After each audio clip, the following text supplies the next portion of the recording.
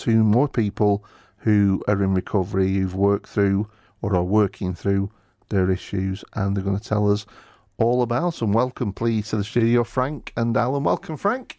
Hello, how are you? Nice to see you. I'm very well, thanks for asking. And Alan, of course, there you go. Alan, how are you, pal? I'm good, thank you, Dave. Good stuff. I will start, if we can, with Frank. Okay. I think, because what we're asking tonight, it's a funny thing. We all need to eat. Mm-hmm. If you don't eat, ultimately you'll die. That'll be the end result of not eating. Some people eat too much.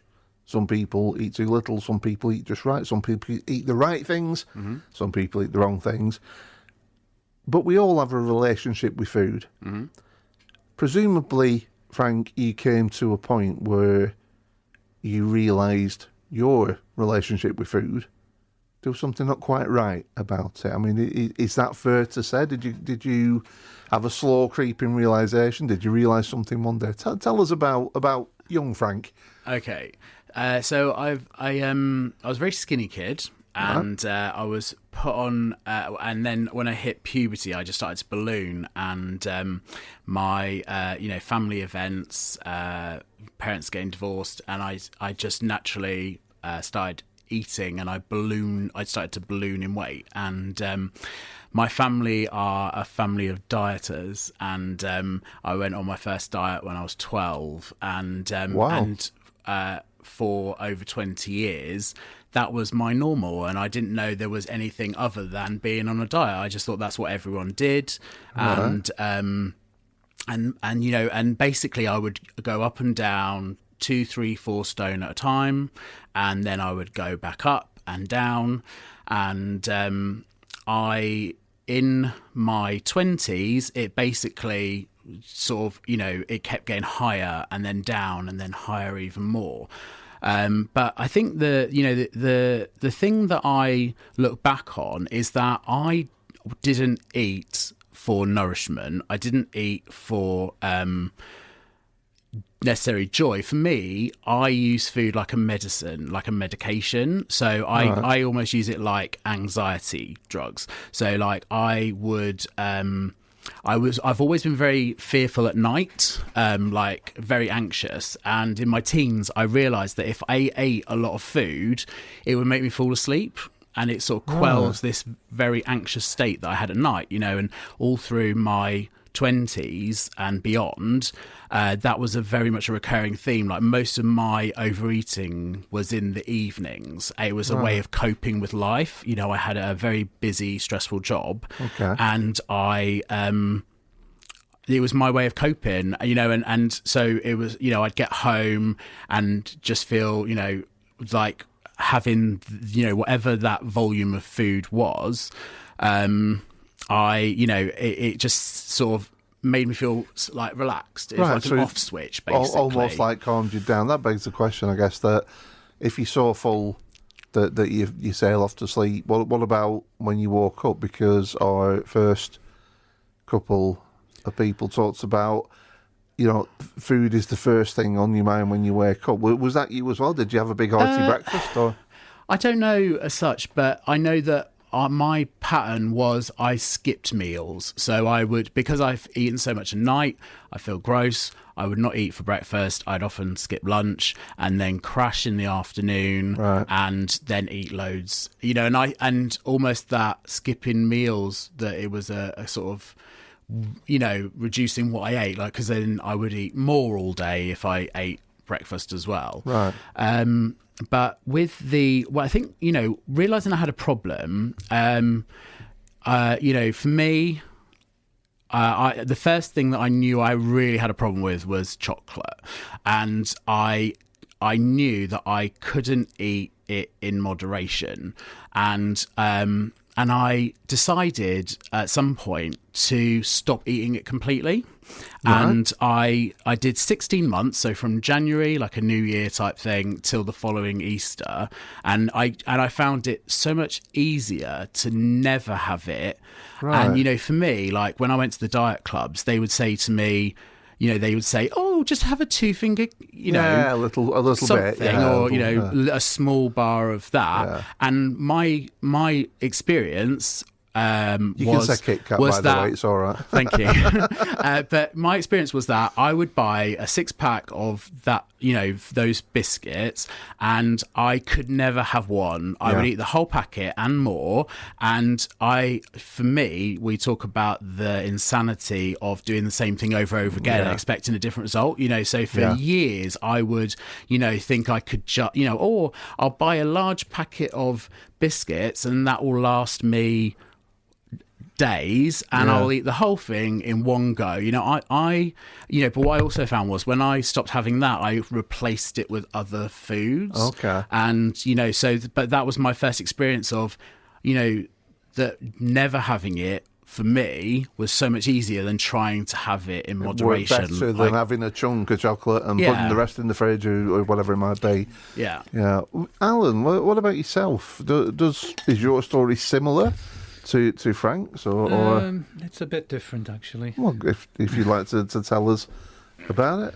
Yeah. So, I think your question was, when did I realise I had a problem with food? So,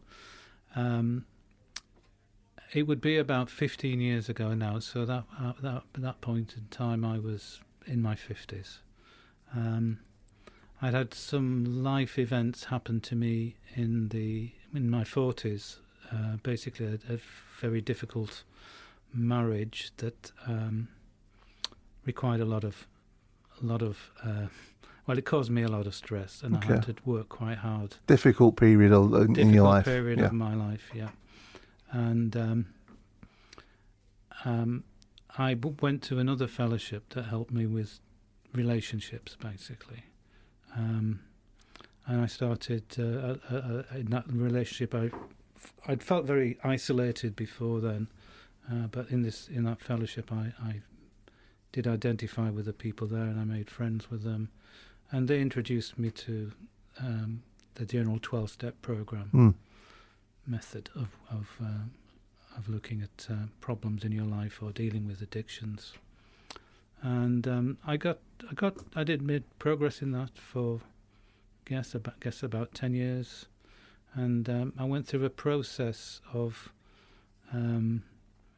getting better, not perfect, but getting better all the time, working out I had problems in my life I needed to deal with that I could deal with. So I found, for example, that I was a workaholic, and I had to deal with that. And I found I had some strong emotional reactions to some relationships I had, friendships or close relationships, and had to work out a way to deal with that. And then I realised one day that actually I've got a strange relationship with food as well. So it was like the peeling an onion, I would say, is a way to describe it. I've peeled layers off, and then underneath it there was something else. So as you get down layer by layer, you learn more and more about yourself. I had a better understanding of myself. I did a lot of personal development work. I started to try and follow a spiritual path, which means for me that meant sort of I was what's called an agnostic. I didn't have a strong faith or anything like that, but I was open to ideas. So I did sort of explore spiritual ideas. And when you said you realised you had a peculiar relationship with food, well, can you flesh that out a little bit for us? I mean, it would have been obvious. It should have been obvious to me, but it was certainly obvious to people who looked at me. I was very overweight. Okay. And I just really hadn't noticed that was a problem for me at that particular point in time. But looking back now with hindsight, I had actually had problems with food from a very early age. Right. And the way I was using food in that difficult period of my life was a little bit similar to was already shared by Frank, was that I was stuffing down my feelings, using it to deal with a difficult situation. Again, sort of self-medicating in a weird sort of way. Yeah, I would, if I was upset about something, or I'd just say, F it, or whatever, and stuff myself full of food, and then I'd get stuck into whatever. And the job I had at the time, there was a lot of availability of food that associated with that job. We had like an expense account. Okay. So, I could go out to fancy restaurants, charge that back to the company. So you could treat yourself, basically. So I could treat myself. So, if for a hard day at work, I'd maybe feel a bit, exasperated by the situation there sometimes. And I'd go reward to yourself by going and having a slap up nosh. Yeah. So this gave me the awareness, and then someone did point me in the direction of Overeaters Anonymous, which once I listened to what they were saying, it started to make sense. This seems to be the thing. When people find it, they listen. All the stories we've heard tonight, they find a way to OA, and it sort of makes sense because there's people like you there, and there's people who you can identify with, and they can identify with you. As we heard earlier on, the new person is the most important person in the room because you're the reminder of where someone advanced in recovery might fall back to.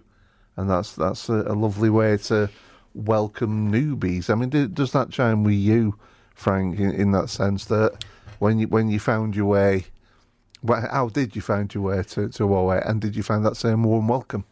Yeah, so multiple bits there. So just to answer the first bit, for me, I've been coming to OA for 9 years, and physically I'm like 9.5 stone less than I was, and I've been lighter, but it feels like a distant memory, and sometimes, which sounds strange, but having been relatively stable in weight for quite a long time, I forget what it was like being 25 stone, almost, and if it sort of feels, and so by having, the newcomers hearing people's stories, for me, wherever people are at in, their journey, like, it helps me. I often bank them and then remember them. And then when I'm in that situation years later, I go, oh yeah, that. And it makes sense to me. But yeah, for me, I had a friend who had a, dramatic recovery, and I was like, what did you do? And they were like, Overeaters Anonymous. And I was like, what's that? And I was like, oh, okay. And then, during that time, my life kind of was slowly imploding, and, I'd gone over, I couldn't get below 20 stone anymore. I was not in a good way, and I basically said to myself, right, I'm going to go to the diet club and do everything they say. And I went every week for 2 years, just to really properly give it a try. And I think I yo-yoed 3-4 stone 3 times in the 2 years, and I was right, this just doesn't work. Right. And that's when I first tried OA, and I went in London, and I was in these meetings, and I went to 5 meetings, and I felt it was so powerful, and I identified with everyone in the room, their stories, I heard some quite extreme stories with people's eating. I was like, I don't really do that, maybe I'm not an overeater, and I wasn't really sure, and I went and thought about it for 3 years. But the big thing for me was that I'd never even heard the idea of food addiction. Like and so while I sort of processed that slowly, because I am a procrastinator, it really made sense to me, and for me, the first food that I was very clear I had a problem with eventually was sugar. Like, I cannot have it in moderation. And, but I had to try it my way for a couple more years. And I thought that going and living on the other side of the world in the tropics would solve everything. And I just had this very powerful moment that was like, there's a story in the AA Big Book of, the founder, Bill Wilson, who talks about almost wanting to throw himself at the window and feeling crazy. And I had almost the identical thing. I was living in this tower block, and I just had to go down to the ground floor, and I was walking round and round the swimming pool feeling like crazy. And this voice in my head was just like, you need to go home, look after yourself and go to OA. And I think for me, like, the most powerful thing was that it wasn't about my weight at all in the end. It was, I realised the link between how I felt and how I ate, and that, you know, I felt awful and I ate awful. And for me, I feel like I was nutritionally deprived. It's like I was eating lots of food but not necessarily getting what I needed. I felt like it was like my eyesight at night didn't feel right, you know. I felt like I couldn't see in the dark, just little things like that. I felt nutritionally deprived, you know. And I became eating rubbish, basically. Yeah, basically. You know, if I was on a diet, I only ate the diet food, and if I was off a diet, I only ate what I couldn't have when I was on a diet, because, you know, I've got to eat that as long as I can until I'm back on a diet, you know. And all of those wonderful foods, you know, things like nuts, avocados, the sort of things that are healthy and give you good things. Like, to me, it's like, why will I eat that? Because if I'm on a diet, it's loads of points or sins or whatever, and if I'm off a diet, I want to eat junk. Give me that chocolate. So basically, I came back home and gave it a try, and I forget your question, but it was it's very, very, very much the you've answered it in spade, Laws, that you found OA, you found your way to it. You might have had a more extreme journey to OA than some of the stories we've heard tonight, via halfway around the world in the tropics. That's what I was going to add. That was my wrap-up bit, was about how when I felt, these people with maybe more extreme versions of eating behaviours than me, you know, it was like, in the end, it was like the denial kind of broke, and it was like, I'm 25.5 stone. I'm having acid reflux, waking up choking on sick. I can't hold down a job. If I forget something and have to go upstairs to get something in the morning, I am furious, because it's such an effort to go upstairs, you know. And, you know, it was just sort of, I couldn't sort of deny it anymore, you know. It all came together for you. Yeah. It's incredible. Everyone's story is different. You've all ended up in the same place, but everyone's story is different. And these nights that we do are incredible, where we'll learn stories like that. We'll take a breather for some music. This is Sia, Gimme Love. More to come from our friends in OA after this one.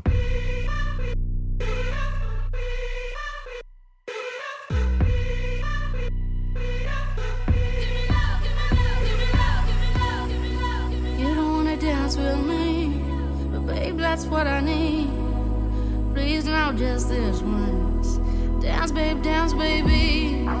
You don't wanna sing with me, but babe, that's what I need. Please, now just this once. Sing, baby.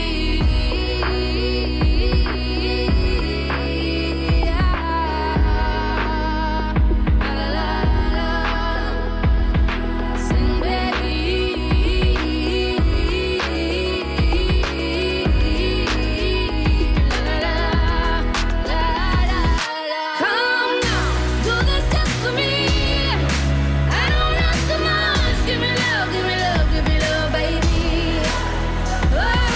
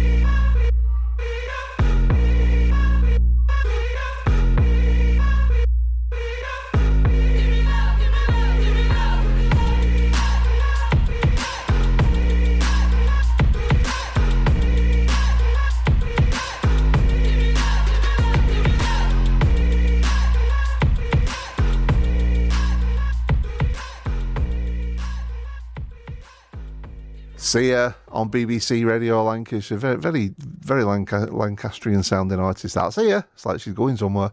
It's the 8th of November. It's Wednesday. It is 27 minutes past 9. It's Garry with you through until 10 o'clock. Late night Becky after the news at 10. And we're talking to members of Overeaters Anonymous. We have Frank and Alan in the studio. And Alan, when we left your story, you'd found those kindred spirits, found your way to OA and a positive experience.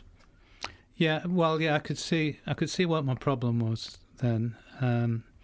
It took me a few years to really realise what I had to do because of that experience I'd had before with the other fellowships. I knew a little bit too much. I thought I could do it myself. Right. Okay. And, I suppose that's natural. If you have prior experience, you might think, well, I know this bit, and I know about, so if I do this. Yeah. But it sounds like each facet of your life, each problem, each issue, needs to be approached from a fresh angle and a fresh start. Is that fair? Yeah, that's a pretty fair assessment. I certainly, as I sort of did more things with my recovery, I learned more things about myself, and then I'd have to adapt to new circumstances. But I think the point I'd like to make is that I was trying to do it myself, and that didn't work. Yeah. And I spent about 5 years. I did diet programs as well. I did every diet program I could find. Yeah. And it would work. I'd lose... I think I lost 25 kilos on one diet. It was amazing. Chunky, but then that's good. Put it all back on again. Oh, okay, well. In the next time period and a bit more. Do you know when you come to a realisation like that you've got this issue, and you know it's all very well, and I know you've got to come to the realisation that you've got the issue before you can tackle it. But is it ever... Do you think it's another mountain to climb? Is it demoralising to realise the issue, or is it sort of uplifting because you know what you're facing? I won't answer that directly, but what I would say is that for me, anyway, I didn't see the depth of the problem until it got really bad. I had to sort of struggle and make some progress, fall back a bit, struggle, make some progress, fall back a bit. But every time I was actually falling back further, and when I was eating, I'd be eating more, and I was less able to control my weight. That was sort of maybe a big indicator to me that I had a problem.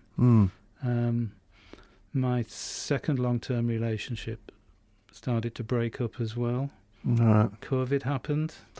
Well, that put the mockers on so many things, and the things that we like to do, even going out for a stroll or whatever it might be, all these things were taken away. Our freedoms were taken away. Necessarily, obviously, because we needed to get on top of COVID. But if you're having a bad time and then the pandemic comes along, that's not going to help, is it? No. And I was going to some sort of in-person meetings, and they were all stopped. Yeah, of course, yeah. I became very isolated during COVID, really isolated, and I just ate more and more because that was sort of seemed to be giving me some comfort. Yeah. I'd go to the supermarkets were open. That was an amazing thing. One of the few places we could go, wasn't it? Supermarket. And you know, it was you could do that legally and get your food and things, and it was but I wasn't recovering, and I at that point in time I did try some Zoom meetings because that was sort of the era when Zoom started to take off. I thought, well, I will try it. I did try it, and I didn't like it, if I'm honest. Okay. I didn't like it. Are you a face-to-face person rather than... I was at that time. I mean, all the other meetings I've been going to in other fellowships were all face-to-face. So it was really my first experience of sort of an online meeting. Okay.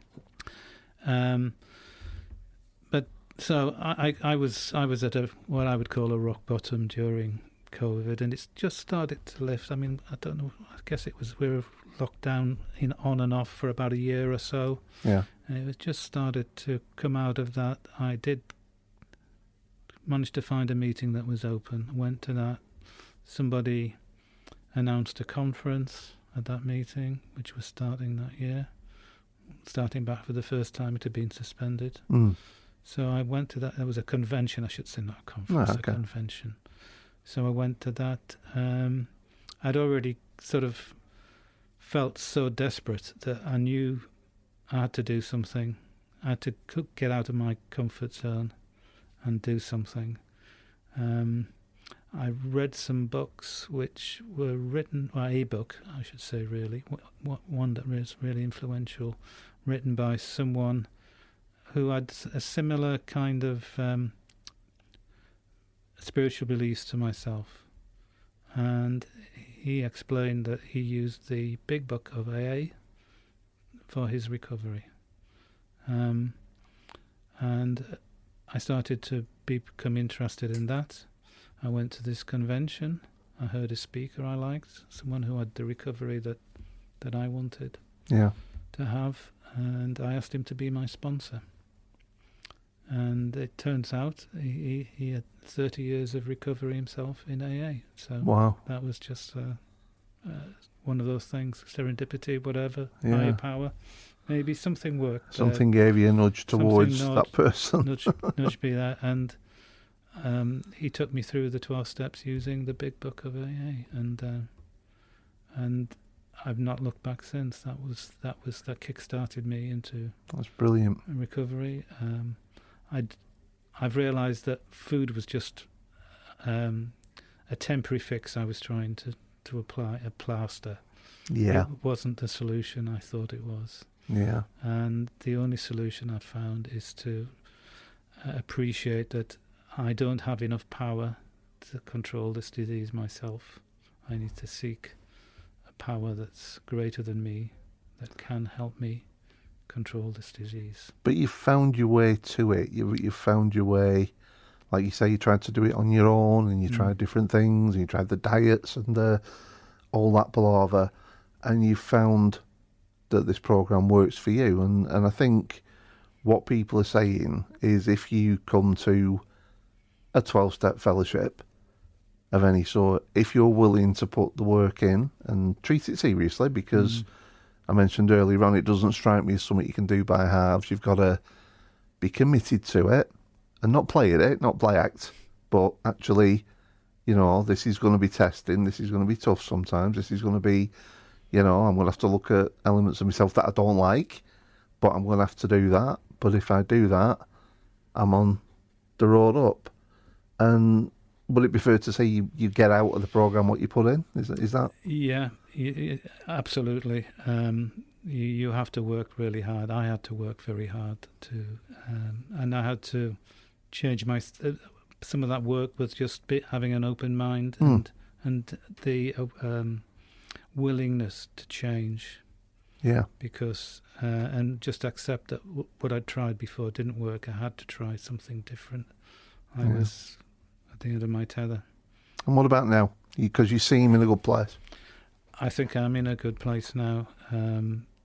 I've had 18 months of abstinence in this program. I don't weigh myself. I used to weigh myself every day. Right. Okay. When I was trying to control weight, the program I found is not about weight. It's about being happy in yourself, being content with who you are, understanding myself, and using a program that is constructive. So I do now quite a lot of I do a lot of meetings. I have a morning routine which will involve meetings and some spiritual work, and I do a lot of service as well. I try and help others, because the other the other sort of thing which isn't maybe obvious about the program is that you only keep it by giving it away, by helping other people. Yeah. And it's in helping other people that I feel that I get a lot more out of the program than Well, it's clearly working for you. We asked you to choose a song, and you chose a Coldplay track. Yeah. Tell us about that and why you've chosen that. The name of it is clearly very, very meaningful to anybody in recovery, but just tell us why you chose this track in particular. Yeah, it was called Higher Power, and that has become the theme of my life. I think it's maybe a little bit difficult to explain to someone who isn't in fellowship, but for me now, what I try and do is be in contact with my higher power.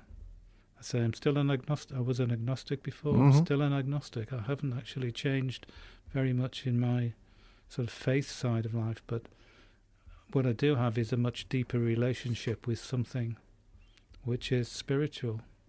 Yeah. And this track I heard at someone played it at a fellowship birthday party, where there were a lot of tracks played with a theme. I imagine so, yeah. Well, let's have a listen. It is a great song. It's Coldplay, and it's Higher Power.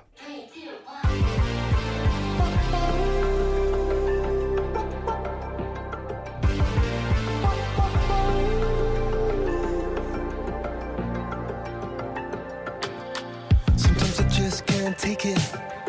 Sometimes I just can't take it, and it isn't alright. I'm not gonna make it, and I think my shoes untied. I'm like a broken record.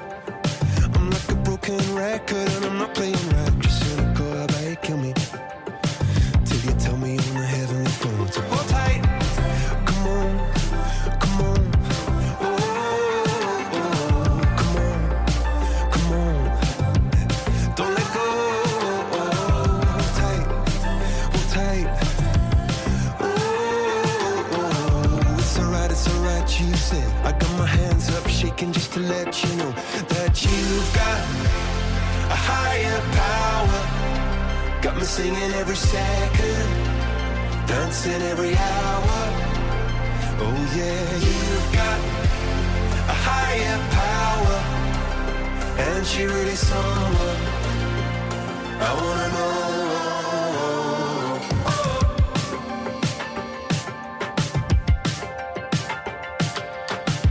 This boy is electric. This boy is electric, and you're sparkling like the universe connected. And I'm buzzing night after night after night. This joy is electric. This joy is electric, and you're circuiting through. I'm so happy that I'm alive. Happy I'm alive at the same time as you, 'cause you've got a higher power. Got me singing every second, dancing every hour. Oh yeah, you've got a higher power, and you're really someone I wanna know.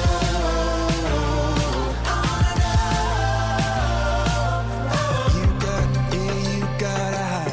You got a higher. You got a high. You got, you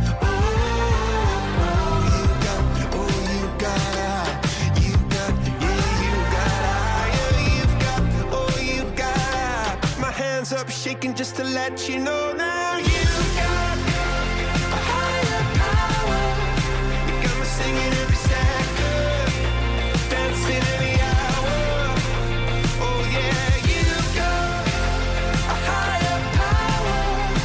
You want it in your lifetime. I'm going a million miles an hour. When for so long I've been down on my knees in your love song. Set me over and over for so long. I've been down on my knees to your love song. Floats me over,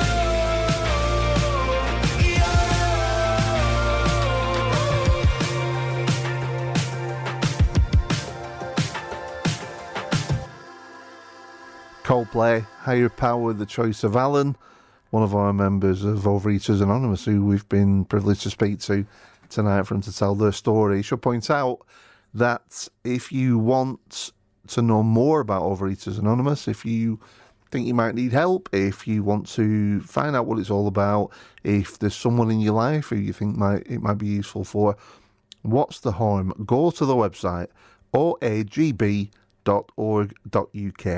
oagb.org.uk.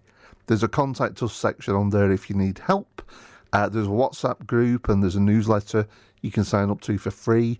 You can find information about face-to-face and online meetings, wherever you might be. There are podcasts and audio for you to listen to on there, plus lots of information. Well worth going to oagb.org.uk. What's the harm? Just go and have a look. That's what you need to do. Social media, you can search Facebook and Instagram for Overeaters Anonymous UK. You can turn up at an online meeting or even a face-to-face meeting if you want to. You can just drop in and test the water. Again, what's the harm? You can leave. They won't lock the door. You don't have to go to another one again if you don't want, but it might just be the thing that you're looking for. You can turn up. There's no commitment needed, no sign-up. It's confidential, it's non-judgmental, and it's free. All the details for the online meetings are at oagb.org.uk. Or there is a face-to-face meeting here in Lancashire. It takes place on Monday afternoons at Clayton Brook Community Church. That's Monday, 1 p.m. until 2:15 p.m. That's on Great Greens Lane. If you know Clayton Brook, it's PR5 8HL. PR5 8HL for the old sat-nav. And there's a number if you fancy having a chat or texting. There's a number you can call. It's 07438 552 88 or 07438 552 88 or what's the harm? You won't be judged. It's totally free. Get on board. Find out. Let's finish Frank's story. Frank, who we left in the tropics, who's gone halfway around the world to sort of make everything right and sort everything out, and ended up pacing around the swimming pool, saying to himself, his little voice saying, you've got to get home and you've got to get back to Overeaters Anonymous. Yeah. So presumably that's what you did. It took about 8 months from getting home. Everything had to be right. It was January, the new year. I had no more excuses, and came in with a New Year enthusiasm because I'm a creature of extremes, which is quite common in addicts. We're quite all or nothing, and hit the ground running. I knew that. I knew what the problem. My problem was. I was really, done. I had no final binge. I didn't want to have. It was just like I was done. Even over that Christmas, there was no desire to overeat. I was just like, I just feel done with this. I want to get better. It didn't have any magic anymore. So I came in and hit the ground running. My first year, I lost a lot of weight, like about 8 stone in the first year, and I did everything I was told. The higher power side of it, I had. For me, I wasn't so sure how I felt about it. I was a little bit anti-religious as an LGBT person, and I had this idea of taking a leap of faith, like what if I got to lose? Literally, my life is kind of imploded and empty. Why not just give it a try? What's the worst can happen?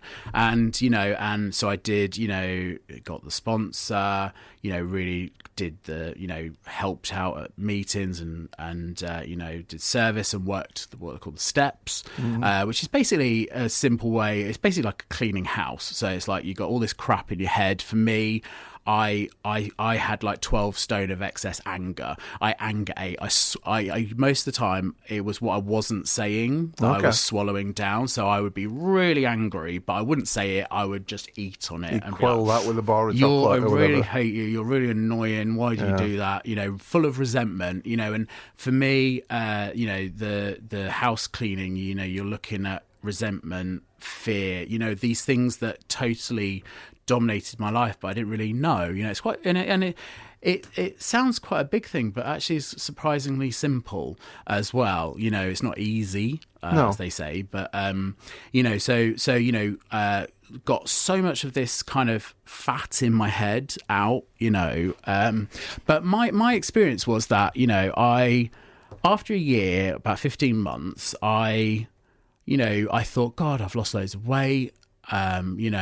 People were like, oh, you should do stories and magazines or whatever, and I felt worse than ever.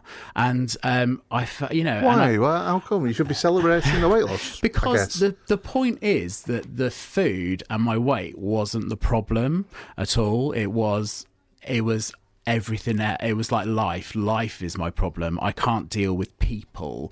I realized that everywhere I went, I was thinking about, are they annoyed with me, that person, were they thinking about me? So like feeling really anxious all the time, and the thing is that I was being sedated with my drug of choice, food, as one of them. And, and when you don't have that sedation anymore, your feelings are all there, and they say that like the best thing is that about recovery is you get your feelings back, and it's also the worst thing. I can't think of the right way to say it. I guess it's a bit like Pandora's box, though. Yeah. And so all of a sudden it's like you just... there with your feelings, and you have to feel them, and you're not using an off switch anymore. So then, How difficult is that? It's when you've been self-medicating, when you've been... What I would say is that it is difficult, and it sounds as cliche, but it really is a journey of self-discovery. For me, I realised that so much of my life was focused on what do people think of me, influencing what you think of me, trying to create an image, please people, and when I started to become aware of those things and put them down, and it's almost like being left a bit empty, like, who am I? Like, it's I tried hard to put this into like short 5-minute talk or whatever. No, it's interesting to see the process. It's like 9 years of experience, but so I realized certain things, and it's taken me on a journey. I really struggled with intimacy, for example. I had a kind of innate sense of not being, not feeling any good about myself. My head is a very harsh place, and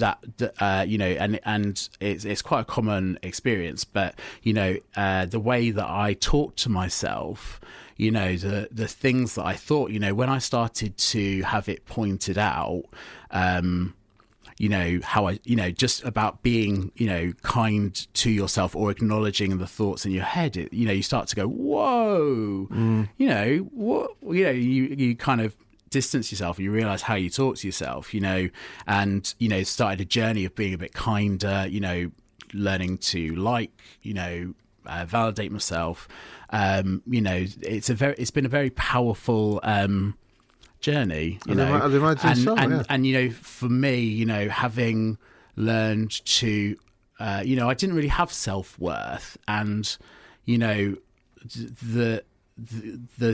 process of this sort of cleaning, the things that when you do the step 4, as it's called, the house cleaning, all of the things you would never dream of telling anyone, you get it all out. And often what you find is that when you share it, my experience was that when you share it with another person and you hold it up in the light, it's often never as bad as you think.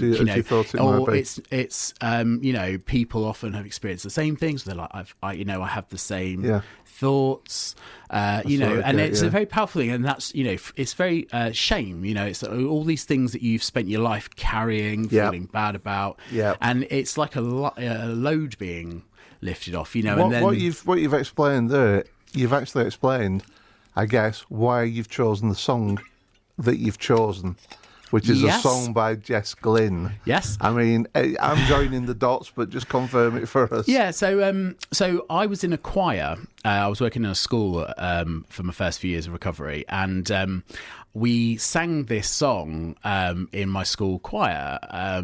The staff, and I was listening to the words, and I thought, and it was the time when I was learning to, recognise how I treated myself, be a bit more kind and compassionate to myself, and it just suddenly seemed like like a almost like subliminal messaging or an anthem. I started kind of, and when I caught myself being quite hard on myself, I would say, don't be so hard on yourself. No. Well, it's a great song. Let's have a listen. It's a quality song, and it's lovely that it means so much to you. It's Jess Glynn, and it's Don't Be So Hard on Yourself. I came here with a broken heart that no one else could see. I drew a smile on my face to paper over me, but wounds heal when tears dry and cracks they don't show. So don't be so hard on yourself, no. Let's go back to simplicity. I feel like I've been missing me. Was not who I'm supposed to be. I felt this darkness over me. We all get there eventually. I never knew where I belong, but I was right and you were wrong. Been telling myself all along. Don't be so hard on yourself, no. Learn to forgive, learn to let go. Everyone trips, everyone falls. So don't be so hard on yourself, no.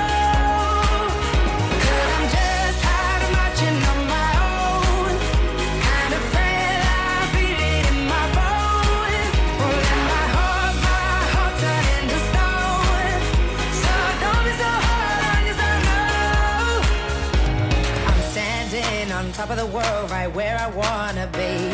So how can this dark cloud be raining over me? But hearts break and hell's a place that everyone knows. So don't be so hard on yourself, no.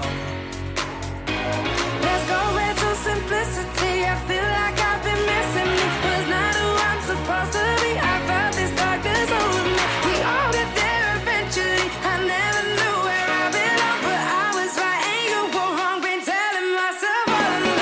Don't be so hard on yourself, no. Learn to forgive, learn to let go. Everyone trips, everyone falls. So don't be so hard on yourself, no. 'Cause I'm just tired of marching on my own. Kind of afraid I feel it in my bones. Pulling my heart turn into stone.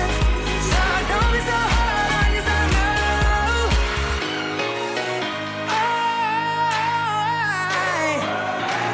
I learned to wave goodbye. I'm not to see my life through someone else's eyes. It's not an easy road, but no, I'm not alone. So I won't be so hard on myself no more. Don't be so hard on yourself, no. Learn to forgive, learn to let go. Everyone trips, everyone falls. So don't be so hard on yourself, no. 'Cause I'm just tired of marching on my own. Kind of afraid I feel it in my bones. Pulling my heart turn into stone. So don't be so hard on yourself, no. 'Cause I'm just tired of marching on my own. Kind of afraid I feel it in my bones. Pulling my heart turn into stone. So don't be so hard on yourself, no. Jess Glynn, the choice of Frank, our final member of Overeaters Anonymous. You wanted a last word, Frank? Yeah, I just wanted to say that the point of look at all the things and learning to be a bit kinder was realizing, all my life I'd put people were either better than me or worse than me, and through doing this I realized that I'm just another human being. I'm no better than anyone else and no worse than anyone else, and then it's became like a feedback loop of just feeling better about myself and giving more compassion and tolerance to others as well. So yeah, no, it was a very positive process. Message for us all, I think, there, isn't there? If we could all do that. We're joined by all 6 of our friends. Mark, how would the meeting end? Dan, I'm going to throw to yourself. We've had some fantastic stories, great hope of recovery, lots of experience in this room tonight. We've had the meeting, so how would the meeting traditionally end? So tonight we're going to end with firstly with the OA promise, and then we'll do the serenity prayer. So Fire away. If you want to start the OA promise. I put my hand in yours, and together we can do what we could never do alone. No longer is there a sense of hopelessness. No longer must we each depend upon our own unsteady willpower. We are all together now, reaching out our hands for power and strength greater than ours.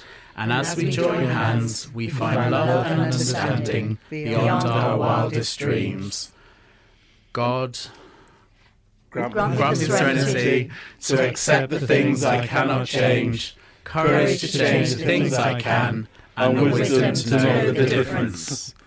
Keep coming back. It works if you work it. You work it. If you work it, you're worth it. It won't if you don't. I love it. I have to ask all of you, we've got 1 minute left on the show. Do you foresee a time, any of you, when you'll stop going to Overeaters Anonymous, or is it a plan for life? I don't know who wants to take that. It's a daily programme, and for me, anyway, it's 24 hours, and it doesn't matter if you've been here, over 30 years or just one day. The most important person in the room is the newcomer, the person who just walks in and has maybe one day or has sought that one day being abstinent. So we don't know what's going to happen in the future. I don't know. Okay. It's also a long game, I've got to eat every day for the rest of my life, and we're not cured. I believe that I will always have these tendencies, and I need to keep it in check forever. It's not gone. It's just kept in remission or in place. It's been a fantastic evening. Thank you so much for being so honest and so frank and sharing your stories to Mark and to Louise, to Lowry and Leslie, and to Frank and to Alan. Thank you so much for being with us. I hope you found it interesting. Don't forget that website. It's oagb.org.uk.